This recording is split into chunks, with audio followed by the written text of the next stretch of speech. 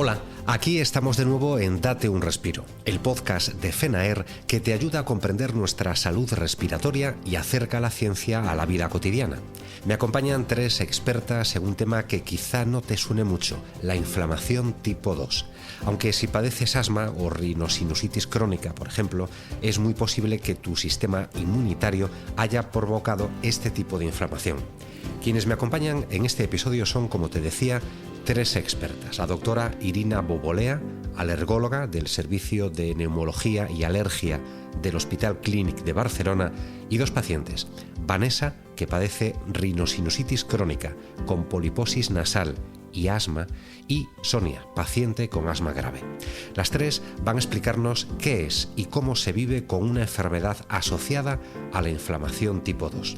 Así que ponte cómodo o ponte cómoda, respira hondo y acompáñanos, porque entender tu salud es siempre el mejor respiro.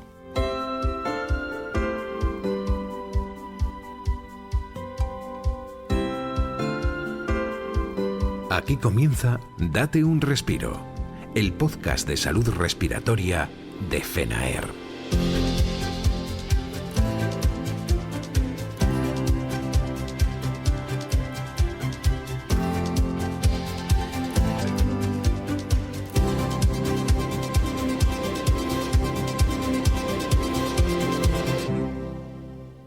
Quienes me acompañan en este episodio son, como te decía, tres expertas. La doctora Irina Bobolea y dos pacientes, Vanessa y Sonia. Las tres van a explicarnos qué es y cómo se vive con una enfermedad asociada a la inflamación tipo 2. Irina, bienvenida. Hola a todos, un placer estar aquí. Gracias por la invitación. Vanessa, ¿qué tal estás? Hola Luis, muchas gracias. Un placer estar aquí también hoy. Y Sonia, bienvenida también, claro. Muchas gracias y un placer poder colaborar. Doctora, vamos a empezar por ti. ¿Qué es la inflamación tipo 2? Es una pregunta básica para comenzar. ¿Y cómo puede afectar a quien la padece?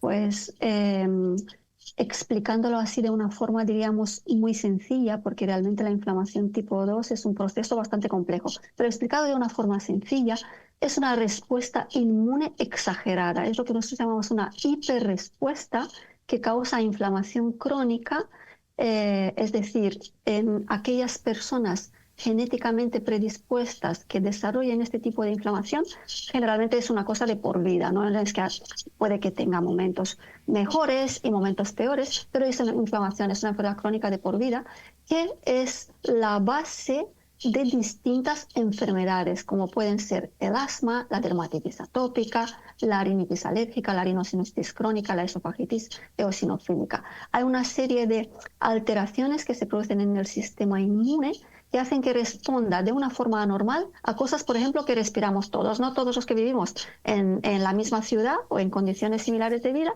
pues estamos expuestos a lo mismo, pero es esta respuesta anormal de tipo 2 que hace que algunas de estas personas desarrollen alergias o desarrollen otro tipo de enfermedades inflamatorias de estas características, ¿no? La inflamación opuesta, diríamos, la de tipo 1, sería la inflamación autoinmune, cuando el sistema inmune se vuelve contra estructuras propias. La inflamación tipo 2 es cuando el sistema inmune responde de una forma normal a cosas de fuera, ¿no? A alérgenos que respiramos, a alérgenos alimentarios o a otras cosas. Esto explicado así sencillamente. Entiendo. ¿Y qué enfermedades pueden asociarse entonces a ese tipo de inflamación? Pues mira, los alergólogos estamos muy acostumbrados de ver esto desde edades muy tempranas, ¿no? Lo que nosotros denominamos la marcha atópica es el desarrollo consecutivo de serias enfermedades, a veces desde los bebés, ¿no? La primera manifestación suele ser la dermatitis atópica en bebés o niños muy pequeñitos, que es aquella piel muy seca, que se deshidrata, se irrita con facilidad y puede llegar a ser muy grave. Luego suele aparecer en edades infantiles la alergia a alimentos, sobre todo la alergia a la leche de vaca y al huevo, que son las más frecuentes en nuestro medio. Y luego a lo largo de la infancia, adolescencia, se desarrollan las alergias respiratorias, la rinitis alérgica y el asma alérgica. Esto a lo largo de la vida diríamos que es un continuum, y este tipo de niños que han debutado con este tipo de inflamación de tipo 2, algunos puede que experimenten sobre los 20, 30 años como una mejoría espontánea, lo que llamamos una remisión espontánea, pueden que estén bien, pero lo más habitual es que gran parte de ellos en algún momento de la vida vuelvan a retomar, ¿no?, los síntomas de rinitis, de asma, en lo que sería ya un asma más de edad adulta, que diríamos cada vez lo que es la alergia puede que pierda el papel y que aparezcan otro tipo de enfermedades que cursan también con inflamación tipo 2, como son la rinosinusitis crónica con o sin poliposis nasosinusal, la intolerancia a los antiinflamatorios. O bien existen pacientes que combinan todo, ¿no?, que en algún momento de la vida les podemos pillar cuando tienen tantos síntomas de alergia como síntomas ya de rinosinusitis crónica y de asma más eosinofílica, un asma que ya no es tan alérgico, pero que se exacerba, por ejemplo, con las infecciones respiratorias. Cada paciente es un mundo, pero es común que tengan más de una afectación de tipo 2 en algún momento de la vida. Cada paciente es un mundo, nos comenta la doctora invitada en este episodio de Date un Respiro. Conoceremos el mundo de 2 pacientes en concreto, pero antes me gustaría plantearte, Irina, el hecho de que la inflamación tipo 2 esté detrás de esas enfermedades que nos has mencionado. ¿Quiere decir que es lo que las causa? En parte sí, pero es muy complejo, ¿no? Y hay que individualizar en cada caso. Lo que, como comentaba, existe una predisposición genética y luego en función de las condiciones ambientales en las que vive cada persona, puede que esta patología se desarrolle con mayor o menor intensidad. E incluso en algunos casos, en aquellos pacientes sobre todo que padecen asma grave de difícil control, la gravedad incluso es una característica intrínseca de la enfermedad, es decir, no hay una exposición muy importante, no podemos esclarecer muy bien las causas, pero los pacientes tienen una afectación muy grave, ¿no? Esto es una cosa que nosotros llamamos plurifactorial. Hay muchos factores que en algunos casos podemos identificar, incluso a veces prevenir o corregir, y en algunos casos no. Entonces, lo que sí sabemos es que hay unas células del sistema inmune que están hiperexpresados en este tipo de inflamación y que producen unos mediadores, unas citoquinas inflamatorias que nosotros podemos medir por métodos directos e indirectos e intentar en cada caso ofrecer un tratamiento personalizado, pero cada vez más vamos un poco hacia esto, ¿no? No podemos dar una respuesta que valga para todo el mundo, sino que intentamos en cada paciente ofrecer un diagnóstico y luego un tratamiento cada vez más personalizado. Pero está claro que la inflamación tipo 2 es la base común, al menos en nuestro medio, ¿no? En Europa Occidental, en Estados Unidos, del 80-90% de las enfermedades de este tipo, enfermedades respiratorias sobre todo, ¿no? En otros países, por ejemplo, en otras zonas del mundo, China, Mongolia, ese lado, la mayoría de los pacientes asmáticos, por ejemplo, o con pólipos, no tienen inflamación de tipo 2, pero en nuestro medio sí. Es muy raro, es muy poco frecuente, ya digo, un 10 como mucho, un 10-15% de los pacientes que no tengan ningún rasgo inflamatorio de tipo 2. El resto lo tienen en mayor o menor medida. ¿Y cómo se diagnostica la inflamación tipo 2? Pues mira, Luis, esto ya está diríamos, estandarizado desde hace tiempo ya. Hay como un proceso, un algoritmo sistemático de diagnóstico de pacientes con asma grave, con inflamación de tipo 2, y hacemos una serie de preguntas, es decir, hay una historia clínica muy dirigida, preguntando específicamente para que no se nos escapen aquellas enfermedades de tipo 2 que el paciente pueda tener de forma comórbida, ¿no? Es decir, si yo estoy en la consulta de asma grave, pues viene el paciente y nos cuenta pues sobre su enfermedad asmática, pero ya nosotros sabemos que al asma se asocian otras enfermedades y hacemos directamente algunas preguntas aunque el paciente no nos lo comente, ¿no? Por ejemplo, si tiene síntomas de rinitis, de dermatitis, de alergia a alimentos, de intolerancia a los antiinflamatorios, de esofagitis eosinofílica, o sea, ya todo esto, diríamos desde la historia clínica, lo preguntamos y si hay síntomas sugestivos, pues orientamos las pruebas diagnósticas en algún otro sentido.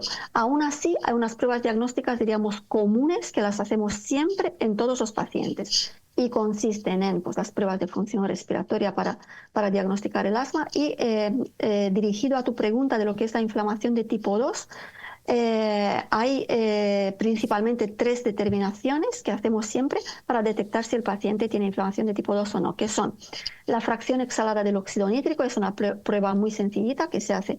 El paciente tiene que soplar en un aparato específico que mide la inflamación que tiene en la vía respiratoria, nos da un valor que si está por encima de un umbral que ya está establecido por las guías de práctica clínica, pues consideramos que tiene la FeNO, la fracción exhalada del óxido nítrico, elevada, que es un rasgo de inflamación de tipo 2. El otro parámetro que utilizamos mucho en la práctica clínica es la inflamación eosinofílica, es decir, un tipo de células sanguíneas que son los eosinófilos, que se ven aumentados generalmente en la mayoría de los pacientes con inflamación de tipo 2. Y esto se hace pues, a través de una sencilla analítica de sangre. A través de un hemograma vemos si el paciente tiene los eosinófilos elevados o no. En aquellos pacientes que, por ejemplo, no tienen eosinofilia en la sangre, pero nosotros tenemos una fuerte sospecha de que tienen una inflamación de tipo 2, podemos hacer más pruebas para detectar eosinofilia en el tejido, que es realmente donde nosotros nos interesa, ¿no? Por ejemplo, en aquellos pacientes con poliposis nasosinusal, en nuestro medio, en más del 90% tienen eosinófilos en los pólipos nasales. No podemos hacer una sencilla biopsia de pólipos nasales o una biopsia bronquial, ¿no? Una broncoscopia con biopsia en aquellos pacientes con asma grave en los cuales no hemos sido capaces de determinar si tienen eosinofilia o no. Y la tercera prueba diríamos que es clave para determinar si el paciente tiene rasgos T2 o tipo 2, serían las pruebas de alergia.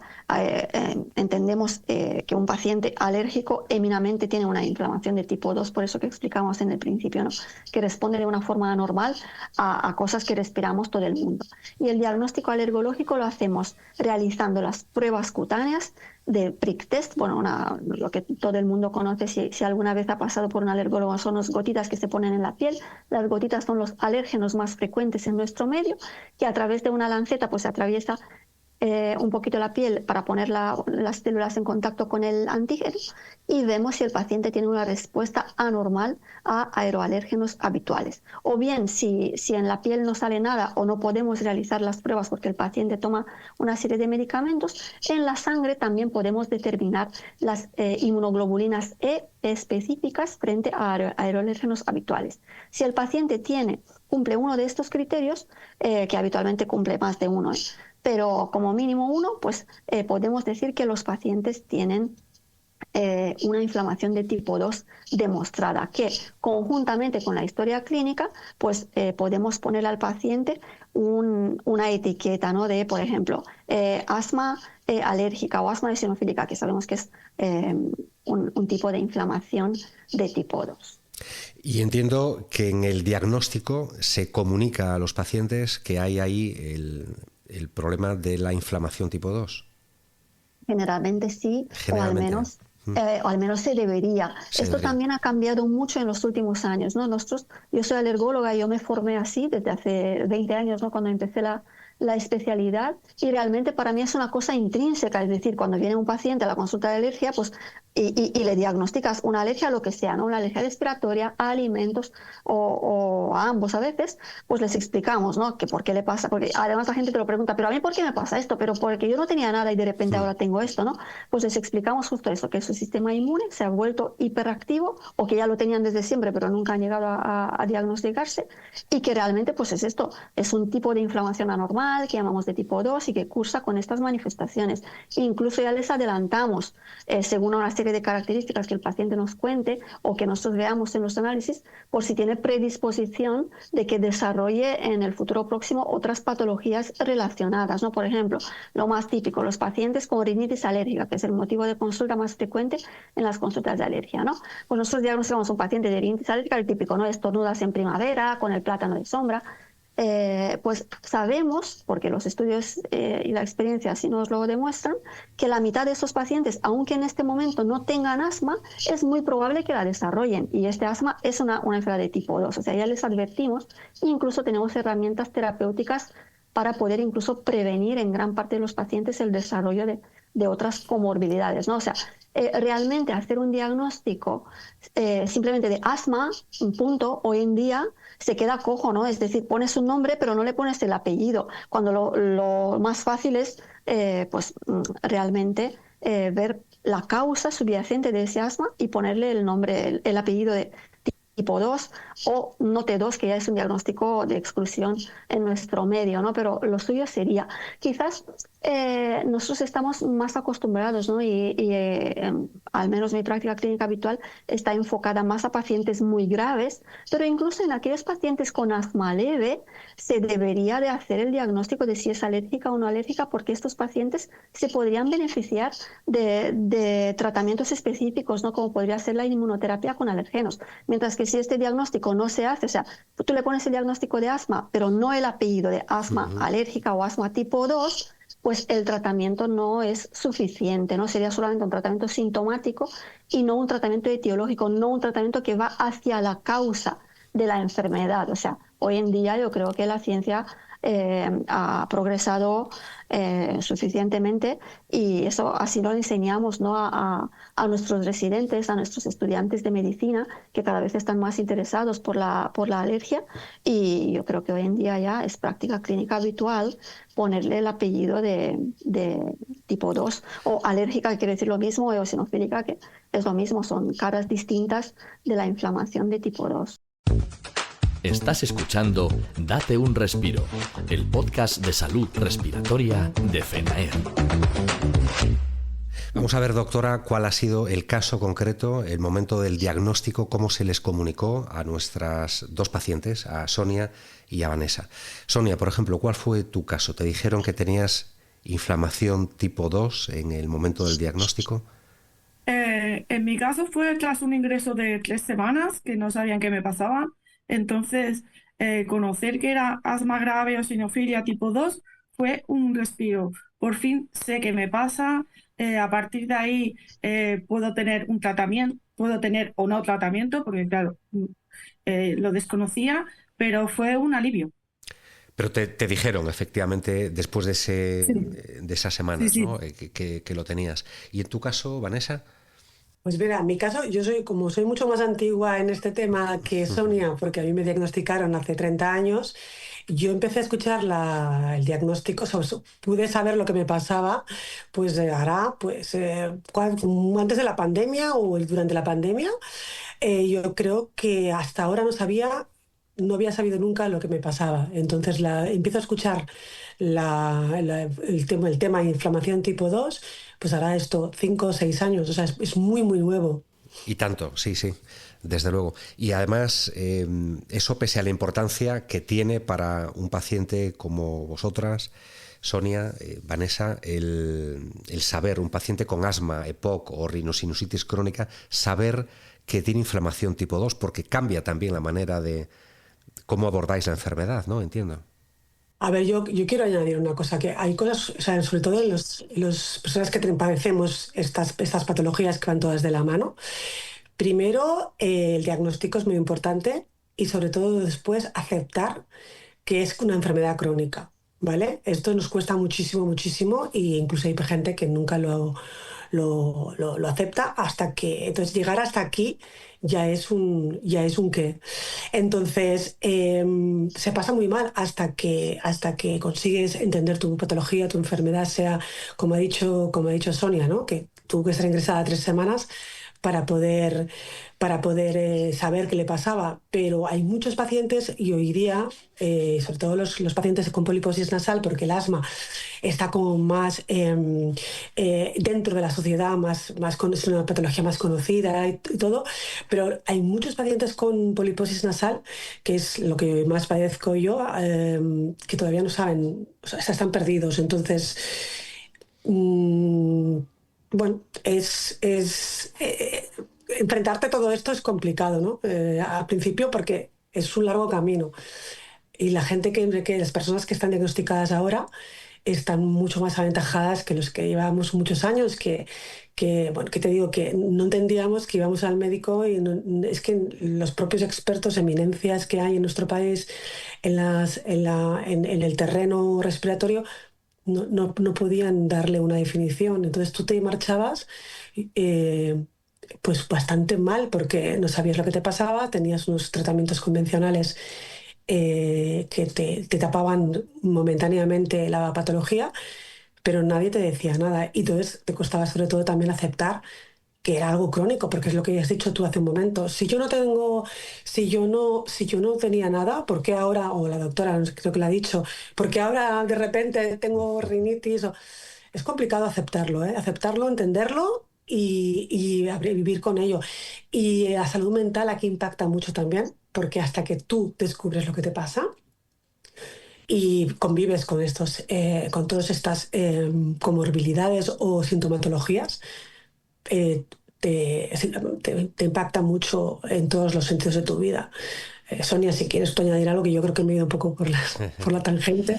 Sonia. Yo es que yo empecé, la doctora me ha recordado a mis inicios, o sea, yo desde pequeña tenía lo que se considera ahora dermatitis atópica.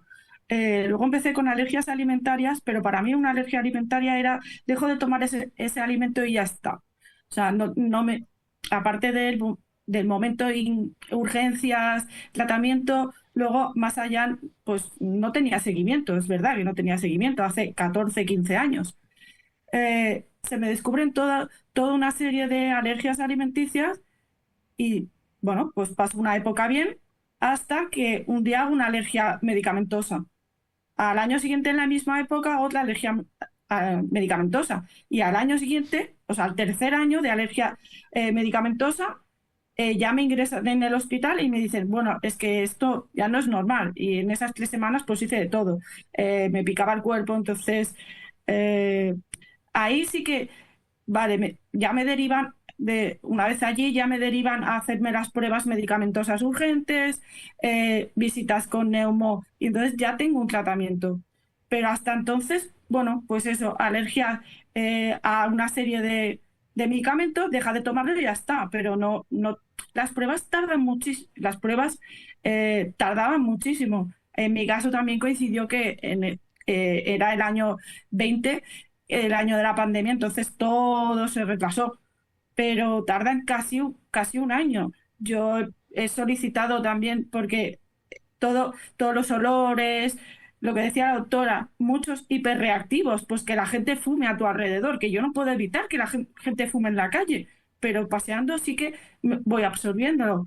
Yo vivo en una urbanización, cuando bajo a Barcelona yo casi vuelvo mala por todos esos olores extraños para mí, que mi cuerpo está reaccionando mal, alguien que se ponga una colonia, todos estos factores yo no puedo evitarlos. Y muchas veces me conducen a un ingreso hospitalario, una exacerbación o un mal control, tener que ingresar en el hospital para que me regulen todo. Entonces, claro, es complicado.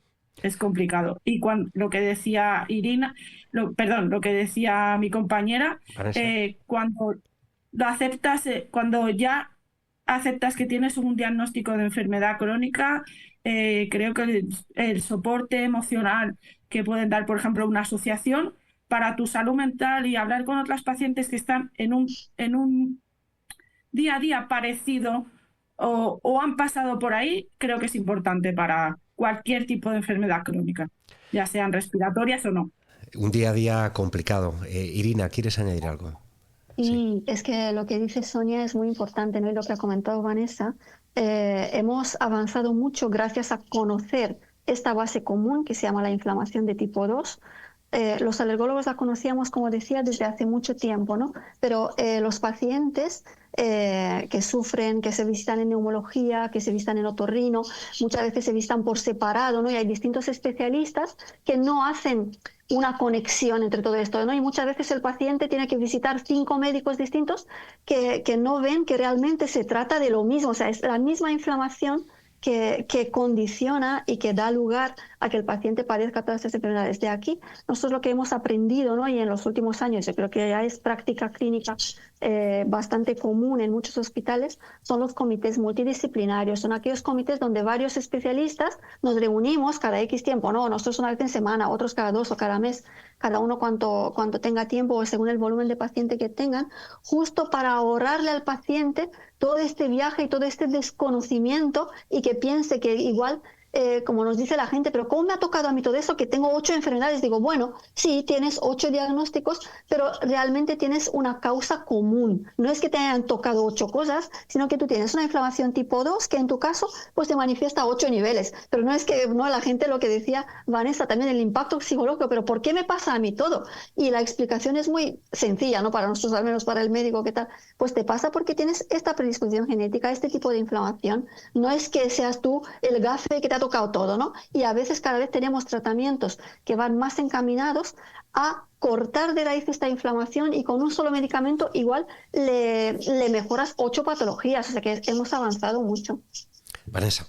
Yo quería añadir, a diferencia o sea, Sonia y yo compartimos un elemento común, ¿no? Que es la inflamación tipo 2, pero tengo que decir, pues, como portavoz de personas que padecemos poliposis nasal, Sí. que desafortunadamente la poliposis nasal no es tan fácil de diagnosticar como el asma, porque, por ejemplo, yo en mi caso he estado pues, los 25 años fatal, ¿no? Porque no se encontraba un diagnóstico, no había una solución, porque a diferencia de Sonia, yo no tenía ningún tipo de alergia conocida. Es decir, no había nada, yo me hacían las pruebas cutáneas, me hacían pruebas de todo tipo y yo no tenía ningún tipo de alergia. Entonces me decía el otorrino y incluso el neumólogo que podía tener alergia a millones de cosas, pero que no estaban en la lista de cómo detectarlas. Entonces, el asma es muy grave, porque yo también lo padezco, asma grave, pero las personas que padecen asma son más fáciles de diagnosticar,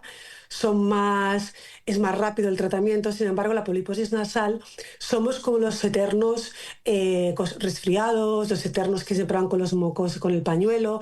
Y, por ejemplo, en mi caso, y lo digo por muchos pacientes que también nos escriben a la asociación de AEPONA, porque se sienten muy solos, porque todavía no entienden su patología, no han sido bien diagnosticados porque todavía están en el médico de familia y no los han derivado, y porque te hacen menos caso, desgraciadamente, porque no saben, es como más complicado. Es que te hacemos el test de alergias y no tienes nada, te hacemos el test de los AINES, que son los antiinflamatorios, y tampoco.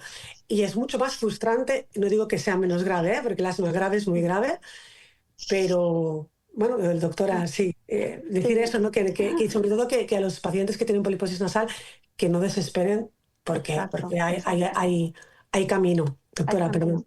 Exacto, no, tienes mucha razón, Vanessa, y nosotros también lo vemos en la consulta, y luego se han hecho estudios que demuestran lo mismo.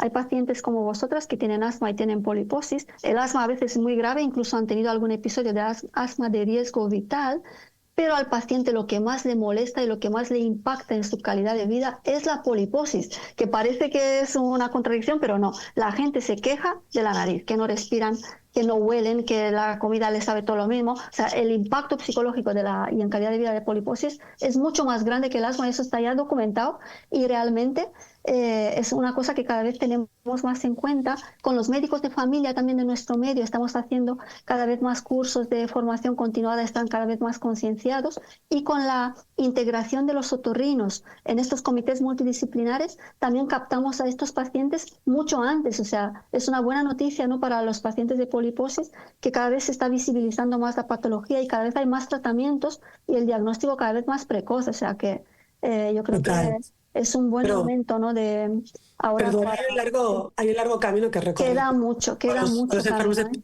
primero de todo, que nosotros sepamos que tenemos un diagnóstico de poliposis nasal, que muchos no lo saben. No, me han dicho que tengo rinitis alérgica, y la gente no sabe ni qué son los pólipos, ni qué es la rinitis, ni nada de todo esto.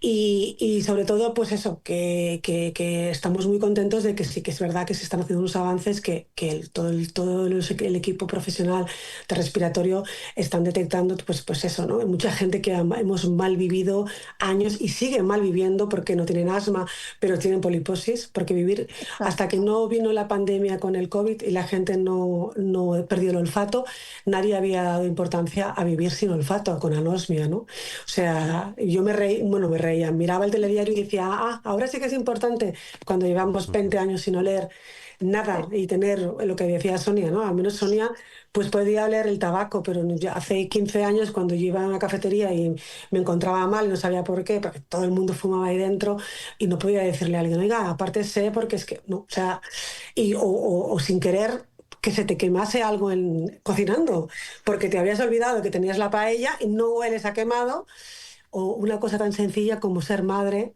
y no saber si tus hijos se han hecho sus necesidades cuando son unos bebés, porque no hueles y tienes que estar revisando, o simplemente el olor a bebé que tienen cuando nacen con la colonia. O sea, es muy grave, te digo, las dos patologías son terriblemente graves, pero yo creo que tiene un impacto, porque nos sentimos más solos los enfermos con poliposis, insisto, los de asma también, pero están como más arropados, ¿no? Están más conocidos. La poliposis es como, pero tengo poliposis, ¿pero eso qué es? ¿Pero inflamación tipo qué? ¿Perdón?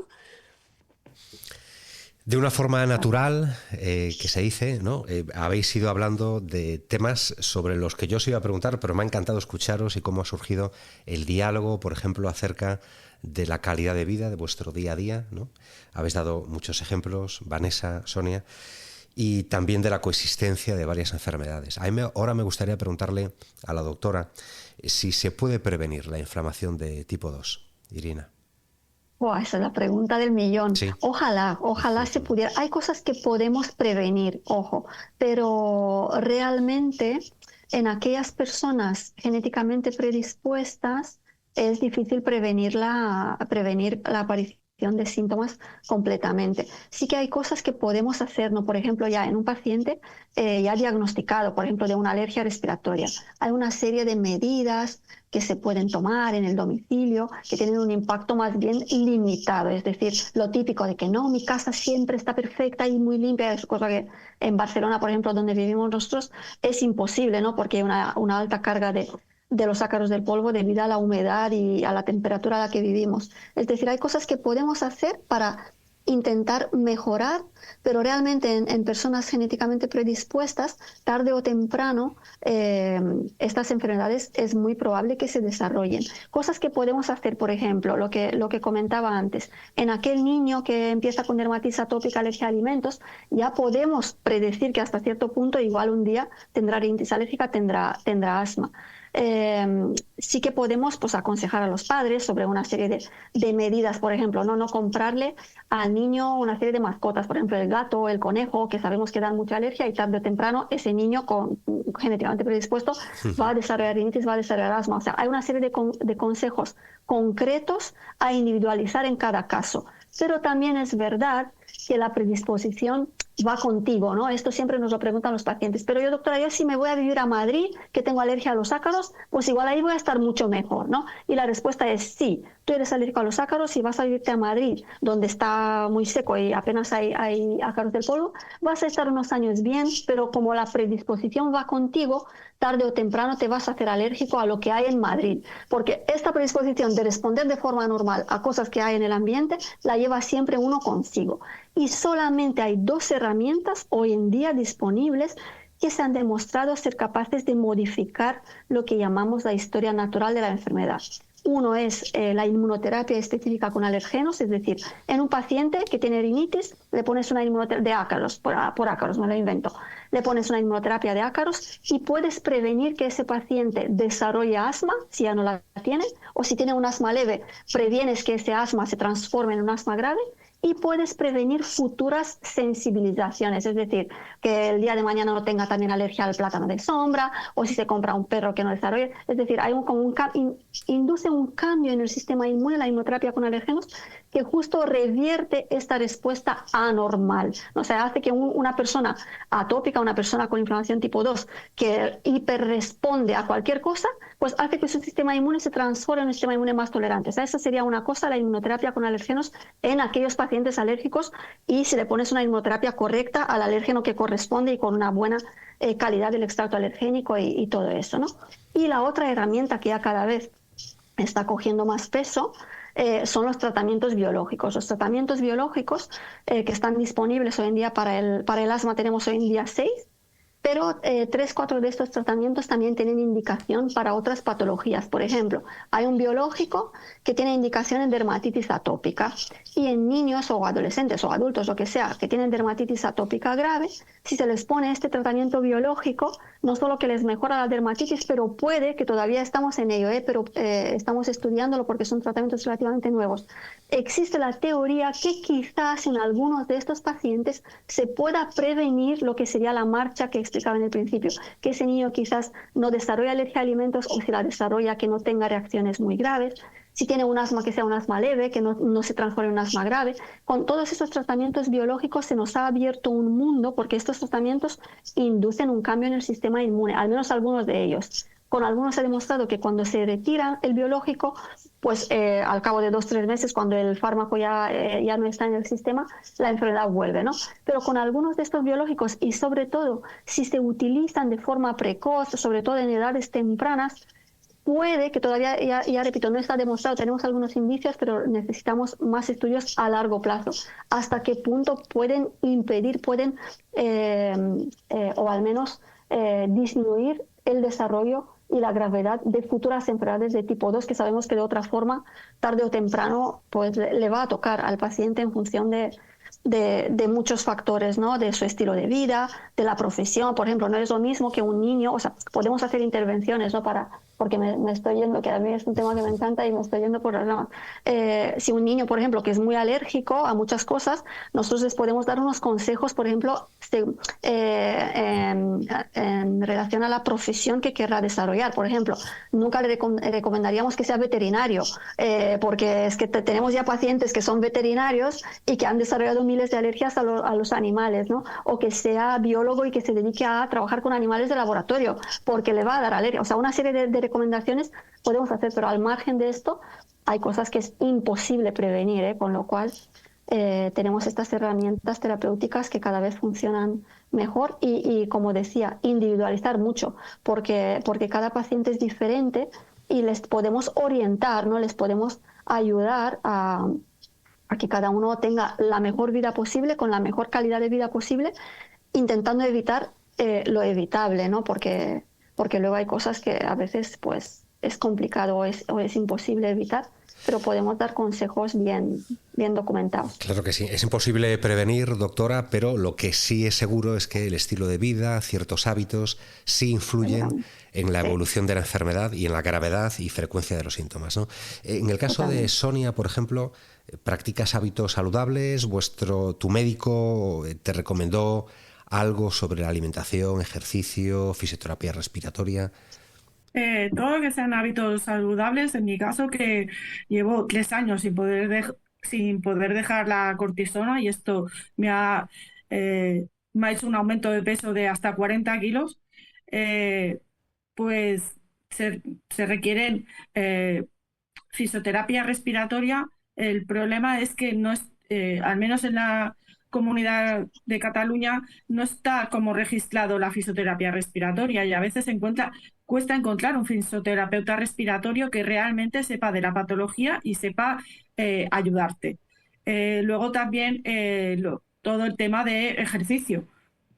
Un ejercicio adaptado a cada momento de tu vida. Yo, por ejemplo, no puedo ir al gimnasio porque, claro, lo que es el tema cloros, el tema estar en el gimnasio yo en mi caso tengo un entrenador personal para que me ayude en el día, cómo estoy, qué ejercicios son los más recomendables para mí.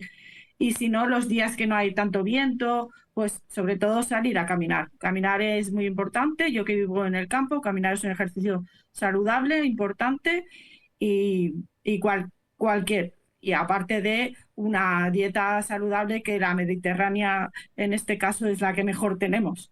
Y deberíamos volver un poco todos a la dieta mediterránea. Está contrastado científicamente por muchísimos estudios. ¿Y en tu caso, Vanessa? Pues bueno, bastante parecido a lo que comenta Sonia con su patología de asma. Lo único que sí que los que padecemos la patología de poliposis nasal es muy importante seguir unas indicaciones del médico. Por ejemplo, hacer limpiezas nasales con agua con sal para poder, aquella mucosidad que se ha quedado incrustada en la nariz, pues vaya saliendo, no cree una infección. Y después también pues aplicarnos los inhaladores nasales que aunque a veces vamos de la mano porque hay algunas personas que por el asma o porque tienen 2 cirugías en poliposis nasal pueden tener el tratamiento biológico, pero siempre seguir las pautas médicas es muy importante porque a diferencia del asma, que como Sonia dice, pues que la invalida bastante muchas veces, a lo mejor no puede correr, se cansa, el que tiene poliposis nasal, cuando toma una tanda de cortisona a lo mejor y se encuentra mejor, y se olvida de que tiene que seguir con los sprays nasales, con las limpiezas nasales. Entonces, aparte de hacer una buena alimentación, no intentar beber el mínimo alcohol posible, obviamente no fumar y hacer deporte, tampoco hay nada en concreto. Simplemente yo creo que cada uno nos tenemos que conocer a nosotros mismos y saber qué es lo que podemos hacer. Y yo creo que el tema de la poliposis nasal es seguir las instrucciones de tu médico, no tener miedo a las cirugías. Si tienes que hacerte una cirugía, porque primero hay que hacer una limpieza, no tenerle miedo. Las cirugías hoy en día son muy poco invasivas y ayudan mucho a que el pólipo se reduzca, incluso a veces no hace falta otro tratamiento, y sobre todo no saltarnos las pautas médicas, que no está demostrado científicamente que si dejo de tomar lácteos voy a mejorar. No, al menos es lo que a mí me han dicho. Pero intento pues comer bien, hacer deporte y sobre todo pues no dejar mi tratamiento, ¿no? Eso es muy importante. Estás escuchando Date un Respiro. Y un último apunte os pido a las 3, Irina, Sonia y Vanessa, para cerrar este episodio. En el caso de la doctora Bobolea, me gustaría hablar sobre los tratamientos actuales, doctora, y sobre el estado actual de la investigación para mejorar esos tratamientos. Pues realmente, eso lo digo muchas veces cuando me hacen esta pregunta, es un muy buen momento para ser médico de esta patología y es un muy buen momento para ser paciente. Es decir, los pacientes que sabemos que han sufrido, muchos de ellos durante muchos años, realmente están en un buen momento porque aparte de los tratamientos que ya están disponibles, están comercializados hoy en día para asma grave, rinosinus crónica con poliposis nasosinusal, dermatitis atópica, esofagitis eosinofílica, tenemos en marcha, en fases muy avanzadas de desarrollo, una serie de nuevos medicamentos para estas patologías. Y estos nuevos medicamentos serán o bien para aquellos pacientes que dejan de responder o no han tenido una respuesta óptima a los tratamientos actuales, o incluso para aquellos pacientes que responden bien, pero quieren una posología más cómoda. Es decir, ahora, por ejemplo, los pacientes se tienen que pinchar un tratamiento biológico cada 2 semanas o cada mes, y ya tenemos un medicamento que probablemente saldrá el año que viene, que se pincha una vez cada 6 meses. Con lo cual, realmente estamos en un buen momento y yo animo a los pacientes que todavía están dando vueltas por ahí, que si no están contentos por el manejo, el diagnóstico, que pidan a su médico de cabecera que les deriven a centros más especializados, que ya hay muchos hoy, cada vez hay más a lo largo y ancho del territorio español, de unidades especializadas en asma, que ya por asma entendemos asma y sus patologías, sus comorbilidades, ¿no? Poliposis, dermatitis, esofagitis, porque realmente es muy probable que la inmensa mayoría de los pacientes, más del 90%, encuentren algún tratamiento que será altamente eficaz en términos pues, de reducir exacerbaciones, corticoides, mejorar calidad de vida y mejorar la historia natural de la enfermedad a largo plazo. Y el pipeline de desarrollo realmente es impresionante. En todas estas patologías comórbidas al asma tenemos nuevos fármacos, incluso algunos ya aprobados o a punto de ser aprobados, cada vez mejores. O sea, ya lo que tenemos hoy en día es bueno y lo que viene es mejor. Con lo cual, pues ánimos y mucha esperanza porque estamos en un buen momento. Es un gran mensaje, casi para cerrar el episodio. Escuchamos antes a Vanessa. Vanessa. Pues copio todo lo que ha comentado la doctora, decir que a todas las personas que mucho ánimo, que hoy día ya se puede dar una solución rápida y siguiendo la rajatabla podemos mejorar muchísimo, muchísimo nuestra calidad de vida.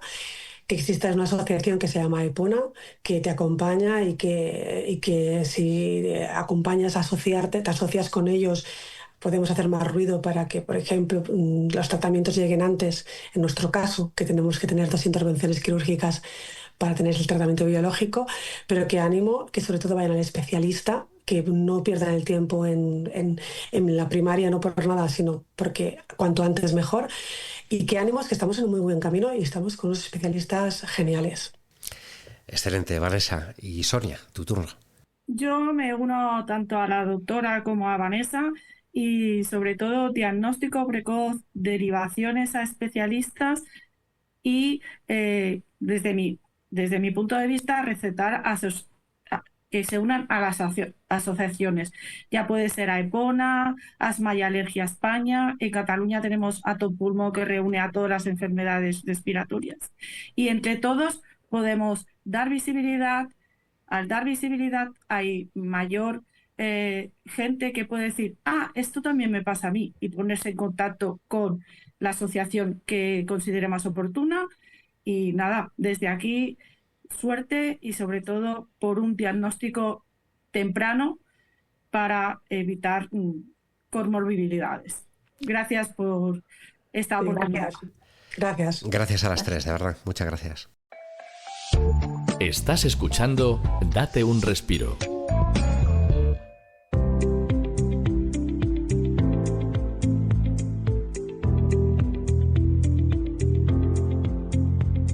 Además de a Irina, Vanessa y Sonia, queremos darte las gracias a ti, oyente, por haber estado ahí y escogido este podcast para saber más sobre salud respiratoria.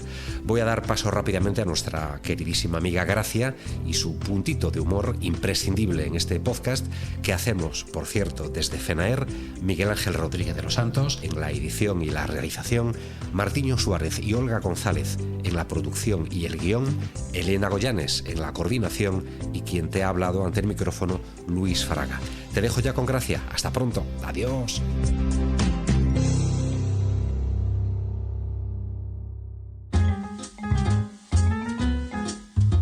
Bueno. Mira que hacía tiempo que no me la encontraba, ¿eh? Pero esta es como la gripe. Cuando menos te lo esperas, te asalta. Hablo de mi vecina, la del Quinto, claro, que me la he encontrado en el portal y que es que tiene unas cosas. ¿Pero qué? ¿La vas a dejar con la palabra en la boca? Pues no, que una es educada. Y sobre todo cuando la ves pues con ganas de desahogarse por algo, como hoy. Que es que estaba la mujer toda compungida ella porque el médico le mandó a hacer una analítica a su marido y le ha dado inflamación tipo 2. Inflamación tipo 2, me dice toda inflamada ella, que dice que es lo que siempre le ha dicho ella a su marido, que es un segundón, que a ver si no le podían haber dado una tipo 1, pero no, que él sigue conformándose con una segunda división. Mira, me ha dado tal shock con su ocurrencia que no he sido capaz de decirle nada, que le podía haber explicado que las inflamaciones ni se dan ni se clasifican de mejor a peor como hace ella con su marido. La inflamación tipo 2, por ejemplo, es como un capricho de nuestro sistema inmunitario, que de repente dice, ¡hala, voy a atacar aunque no haga falta! Y lo que hace es daño, el muy puñetero, porque ataca a quien no debe y cuando efectivamente menos falta hace. Y además es que lo hace así, sin avisar. Sí, que te aparece una inflamación tipo 2 como cuando, ¿qué te digo yo? Como cuando aparece esa cuñada que tienes que nunca sabes cuándo llega, pero que cuando llega, llega mucho. Que ella no sabe entrar de puntillas, vaya, no. Ella entra como la Pedroche dando las campanadas de fin de año, con brillo, espectáculo y mucho suspense, a ver de qué se viste esta vez. Porque a veces la inflamación tipo 2 se viste de asma, otras de rinosinusitis o de rinitis o de todo a la vez. Queda igual que tú no la hayas invitado, que ella se planta con la maleta llena si le apetece. O te llena la nariz de pólipos y no te deja ni oler. Ay, los pólipos nasales, que oye, que son como algunas plantas de interior, ¿no? Tú no los riegas, no los quieres, no les hablas, pero ahí están, creciendo y ocupando espacio. En plan ocupas, sí señor, que te dan ganas de decirle, pero vamos a ver, ¿vosotros cotizáis? ¿Pagáis alquiler? ¿No? Pues fuera de mi tabique, hombre. Y todo esto por culpa, pues, de nuestro sistema inmune caprichoso. Caprichoso y melodramático, sí, melodramático. Que es que a veces veo un ácaro, pongo por caso, y se pone pues como una protagonista de Culebrón Turco. Venga a reaccionar a lo bestia, que exagerado. Y da igual que tú le digas, cariño, es solo un ácaro. Un ácaro, por Dios, que eso es más pequeño que la letra de un prospecto. Pues nada, el inmunitario ese se pone en modo inflamación. Así, como la del quinto hablando del segundón de su marido. Y la lía.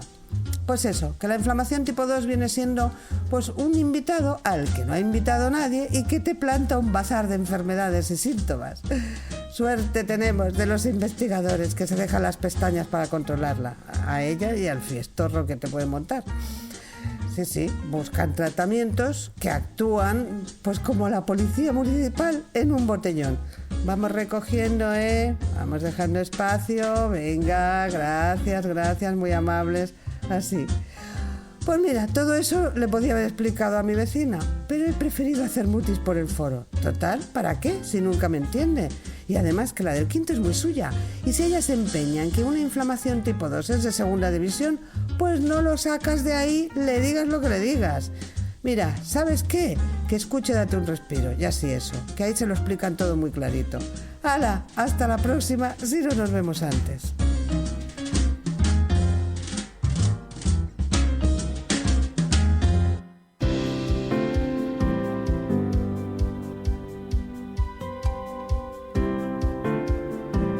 Hasta aquí, date un respiro. Recuerda que puedes mandarnos mensajes de audio de WhatsApp al teléfono 624-201-909 y dejarnos tus sugerencias o preguntas. Date un respiro, el podcast de salud respiratoria de FENAER.